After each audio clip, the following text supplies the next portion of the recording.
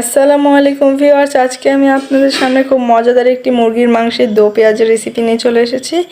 আজকে এই রেসিপিটি আমার আব্বা তৈরি করে দেখাবে। এটা পরোটা, নান, লুচি এগুলিতে খাওয়ার জন্য একদম পারফেক্ট একটা রেসিপি। তো চলুন রেসিপিতে চলে যাই। এখানে আমি সলিড মাংসগুলি নিয়ে নিয়েছি এক মাপের কেটে। এর মধ্যে আমি এখন কাঁচামরিচ বাটা, জিরা বাটা, আদা বাটা, রসুন বাটা আর 2 চা চামচ পরিমাণ পেঁয়াজ বাটা নিয়ে নিচ্ছি। হাফ চা চামচ লবণ দিয়ে ভালোভাবে মেখে নিব।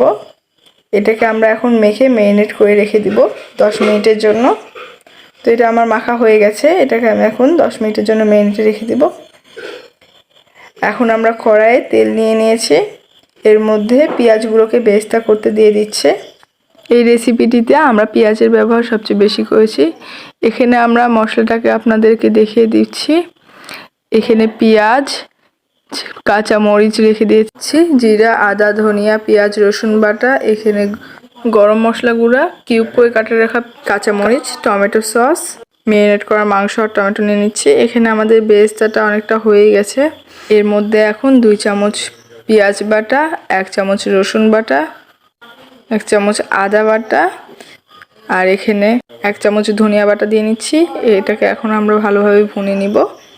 এর মধ্যে এখন হলুদের গুঁড়া দিয়ে নিচ্ছি 1 চামচ, 1 চামচ মরিচের গুঁড়া, এটাকে নেড়ে চেড়ে এর মধ্যে 2টা তেজপাতা দিয়ে নিচ্ছি। এটাকে নেড়ে চেড়ে এর মধ্যে সামান্য পরিমাণে পানি দিয়ে নিচ্ছে। এর মধ্যে এখন 1 চামচ পরিমাণ লবণ দিতে হবে। এই মশলাটাকে এখন ভালোভাবে ভুনতে হবে। তো এটা অনেকটা ভুনা হয়ে গেছে। এর মধ্যে এখন ম্যারিনেট করা মাংসটাকে দিয়ে দিচ্ছে। এটাকেও ভালোভাবে ভুনে নিচ্ছে মশলাটার সাথে। এখানে আমরা যেই পেঁয়াজটাকে ব্যবহার করব সেটাকে একটু অন্যরকমভাবে কেটে নিয়েছি। এর মধ্যে আমি গরম মশলাটাকে দিয়ে নিলাম। তো এটাকে ভালোভাবে নেড়ে চেড়ে নিচ্ছে। আজকে আমি রান্না করতে শুধু সাহায্য করছি। আর আমার আব্বা কিডনি পেশেন্ট, তো আমার আব্বার সুস্থতার জন্য আপনারা সবাই দোয়া করবেন। এখানে আধা কাপ টমেটো সস দিয়ে নিচ্ছে। এখানে টমেটো সসটা আপনাদের ব্যবহার করতেই হবে, না হলে এই তরকারির টেস্টটা পাবেন না। তো এর মধ্যে আমরা এক্সট্রা টমেটো দিয়ে দিচ্ছি, এটাতে টেস্টটা আরও বেশি বেড়ে যাবে। তো এই যে টমেটোটা দিয়ে নিলাম, এটাকে এখন ভালোভাবে নেড়ে নিচ্ছে। আবারও এটাকে একটু ভুনে নেবে। তো এর মধ্যে এখন পেঁয়াজগুলোকে দিয়ে দিলাম। আপনারা দেখতেই পাচ্ছেন আমি পেঁয়াজগুলোকে কিভাবে ঠিক কেটে রেখেছি।